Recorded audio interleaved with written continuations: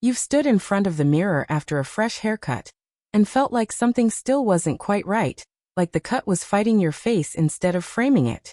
Get ready, because these 5 haircuts are about to change everything you thought you knew about styling after 80.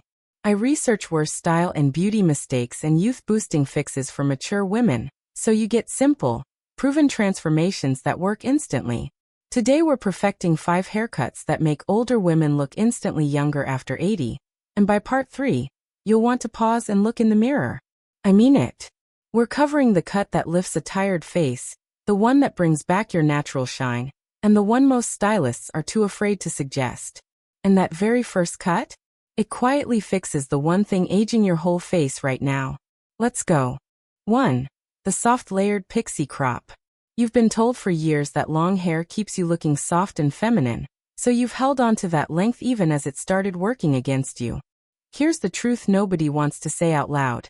After 80, length without lift doesn't soften your face, it drags it down. That heavy weight pulls at your crown, flattens your natural volume, and pushes your features lower than they need to be. Your bone structure is still there, you can still see it in old photographs, but heavy length is hiding it behind a curtain of flat strands. This is the soft layered pixie crop, and it might be the most underestimated haircut for women in their 80s. The key insight is simple: short hair with soft, feathered layers around the crown actually lifts the entire face upward, the opposite of what heavy length does. Why does this mistake happen so often? Honestly, most stylists are afraid to suggest short hair to women your age, because they think it reads as giving up. It's the opposite. A soft layered pixie is one of the boldest, most flattering choices you can make. Fix 1. Soften the crown with feathered layers that lift instead of lying flat. Fix 2. Leave a slightly longer fringe that sweeps gently across your forehead, softening any deep lines without hiding your eyes. Fix 3. Ask for graduated layers at the nape, so the back of your head doesn't look boxy or heavy. Fix 4. Keep the sides close but not severe. This opens up your cheekbones beautifully. And fix 5. This one is everything. Ask your stylist for movement, not just shape, because movement is what makes a pixie look alive instead of like a helmet. This is everything. If you're still flat ironing your hair every morning, swap that for a light texturizing cream worked through damp hair with your fingers. If you're still wearing your hair pulled back tightly, swap that for soft, face-framing pieces left loose at the temples. There is one small change that makes this cut look effortless instead of styled. And it has nothing to do with product. It's the way you dry it. Tip your head forward for the first few minutes while blow-drying, letting gravity work with the layers instead of against them. This single habit gives your crown the lift that products alone never quite manage. For maintenance, a trim every 6 to 8 weeks keeps those layers sharp, because a pixie that grows out unevenly starts to look heavy again fast. A friend of mine switched to this cut last year, and the first thing her granddaughter said was that her eyes looked bigger. That's not an accident, that's architecture. You deserve a haircut that works as hard as you have. But this next cut solves something even more common, and it might be hiding in your bathroom mirror right now. 2. The voluminous silver bob. Have you ever noticed how your silver hair looks gorgeous in photos from 20 years ago, full and bright, but flat and almost dull in photos taken last week? That's not your hair losing its shine. That's volume disappearing. And volume is doing more work for your face than you realize. When silver or gray hair lies completely flat, it actually reflects less light, which can make your whole complexion look duller and your features look smaller. Here's the part nobody explains. Gray hair needs volume more than any other hair color, because it's the volume that catches the light and gives your face that healthy glow back. This is the voluminous silver bob, and it's one of the most requested cuts I've seen transform a face in seconds. The key insight is that a chin-to-jaw length bob, cut with internal layers and a slight outward bend, creates a frame that lifts your whole face the moment you walk into a room. Fix 1. Ask for layers cut specifically at the crown, not just the ends, because crown layers are what create lift at the root. Fix 2. Request a deep side part instead of a center part, since a side part instantly opens up your face and softens any asymmetry. Fix 3. And this one matters more than people think. Ask your stylist to round the ends slightly outward rather than cutting them blunt and straight. Fix 4. Keep the length right at or just below the jawline, any longer and the volume starts to disappear under its own weight. Fix 5. This one is everything. Embrace the natural bend if your hair has any wave at all, because fighting it flat is exactly what's been aging you. This one is everything. If you're still blow drying your hair pointing straight down at your scalp, swap that for drying with a round brush lifted away from your head at the roots. If you're still reaching for a flat iron every morning, swap that for a cool shot setting on your dryer to lock in the volume you just created. There's one tool that does more for this cut than anything in your shower, and it costs less than your morning coffee.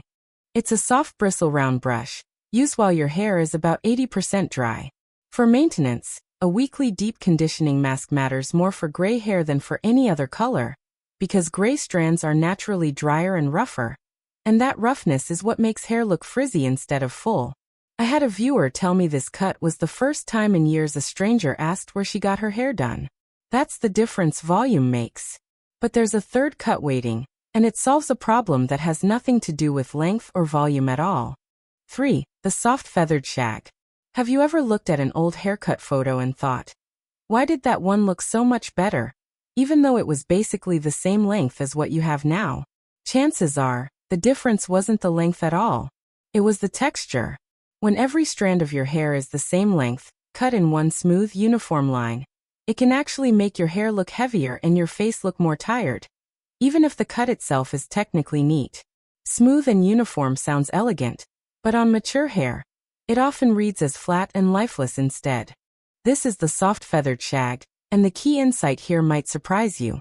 Feathering those soft, irregular layers throughout the hair doesn't just add style, it actually creates the illusion of thickness by giving each section its own light and shadow. Fix 1. Ask for feathered layers throughout the crown and through the mid-lengths, not just at the ends, so the movement feels consistent from root to tip. Fix 2. Request face framing pieces that are slightly shorter than the rest, landing somewhere between your cheekbone and jaw. Fix 3. And this is the one most women skip. Ask for the ends to be point cut rather than blunt cut, which softens the very edge of every piece of hair. Fix 4. Keep some length at the back for balance. A shag that's too short in the back can look uneven from certain angles. Fix 5. This one is everything. Embrace a slightly tousled, undone finish rather than smoothing everything down, because the shag is meant to look lived in, not styled to perfection. Yes. That's simple.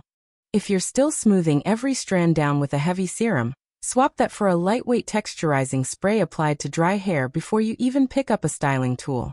If you're still asking for blunt ends because you think they look neater, swap that request for point cutting. The difference in softness around your face is immediate. There's one thing stylists do at the very end of a shag cut that most clients never notice. They go back through with thinning shears, just at the ends, just enough to remove the weight without removing the length. For maintenance, a texturizing spray 2 or 3 times a week keeps the shag from going flat between washes, and it's far gentler on mature hair than daily heat styling. One woman told me this cut made her feel like she'd gotten her hair back after years of feeling like it was just there. That feeling? You deserve that too. The next cut completely changes how your face looks from the side, and most women have never even considered it. 4. The face framing layered lob. Have you ever been told to just go shorter as the answer to literally everything about aging hair? Shorter for thinning, shorter for gray, shorter for ease. But what if shorter isn't actually the answer for you at all? For some face shapes and some necks, going very short can actually shorten the overall look of your face even further, especially if your neck has changed shape over the years. That's not a flaw. That's just something nobody explains before you sit down in the chair. This is the face framing layered lob, landing somewhere between the chin and the collarbone, and the key insight is this. Length, when it's the right length, elongates everything above it, your neck, your jawline, even your cheekbones. Fix 1. Ask for the length to land just below the jaw rather than right at it. That extra inch or 2 makes a real difference. Fix 2. Request curtain layers around the face, starting near the cheekbone and getting longer toward the front, framing without hiding. Fix 3. And honestly, this one surprises people. Ask for soft waves rather than sleek straight styling, because waves add the illusion of length and movement at once. Fix 4. Avoid heavy one-length ends at this length. They can look severe rather than soft. Fix 5. This one is everything. Keep some layering through the back so the lob doesn't sit like a solid block when you turn your head. This one is everything. If you've been told to go shorter every single time you sit in the chair, swap that conversation for asking about a lob with curtain layers instead, just once, and see how different the result feels. If you've been flat ironing your ends to keep them neat, swap that for a low heat wave with a 1-inch barrel. The softness changes everything about how the length reads. There's a reason this cut works so well on camera and in person. It's the way the layers catch light differently at every angle, so your face never looks static. For maintenance, always use a heat protectant before waving, even on low settings, because mature hair loses moisture faster and dry ends show immediately at this length. A friend of mine went from a cropped pixie to this lob, and said it was the first haircut in a decade that made her feel like herself again. That's not a small thing. But the very last cut on this list might be the most surprising of all, because it solves a problem most women don't even realize their hair is causing. 5. The textured side-swept crop. Have you been pulling your hair back the same way every single day, just to avoid dealing with thinning near your temples? You're not alone, and there's nothing wrong with you for doing it. But that habit might be the very thing drawing attention to the spot you're trying to hide. When hair is pulled straight back with no texture or movement near the hairline, any thinning at the temples becomes the first thing the eye notices, simply because there's nothing else competing for attention there. This is the textured side-swept crop, and the key insight is that a soft, textured fringe swept to one side does something almost magical. It redistributes where the eye lands, away from thinner areas and toward your eyes and cheekbones instead. Fix 1. Ask for a longer, side-swept fringe rather than a blunt, straight-across fringe, since the diagonal line softens the entire upper face. Fix 2. Request texturizing through the crown, specifically near the part. This breaks up any visible scalp without removing length. Fix 3. And this one is so simple it gets overlooked. Ask your stylist to point cut the very edge of the fringe, so it never looks like a hard line. Fix 4. Try a slightly deeper side part than you're used to. Even half an inch shifts everything. Fix 5. This one is everything. Style the fringe with a soft round brush, curving it away from your face, rather than letting it fall flat against your forehead. You needed to hear this. If you're still wearing your hair pulled back the same tight way every morning, swap that for leaving soft pieces loose around your temples. Even just a few strands changes the whole effect. If you're still using a fine-tooth comb for your part, swap that for your fingers. A slightly imperfect part looks more natural and forgiving. There's one product that makes this fringe behave all day without looking stiff. It's a small amount of root lifting spray applied only at the part, nowhere else.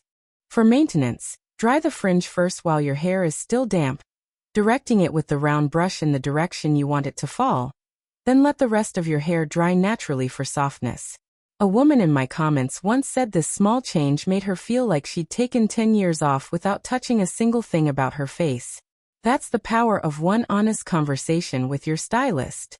You've now seen 5 haircuts that work with your face, not against it, and every single one of them is something you can ask for at your very next appointment. You just learned 5 haircuts that work with your face after 80 instead of against it. And you now know exactly what to ask for the next time you sit in that chair. Boom! Your bone structure was always this stunning, now it finally shows. Tell me, which of these 5 cuts surprised you the most? The pixie, the silver bob, the shag, the lob, or the side-swept crop? Drop it in the comments, I read every single one. Next time, we're tackling the one accessory mistake that quietly adds 10 years to your whole look. Like this video, subscribe to Timeless Wisdom Path, and I'll see you in the next one.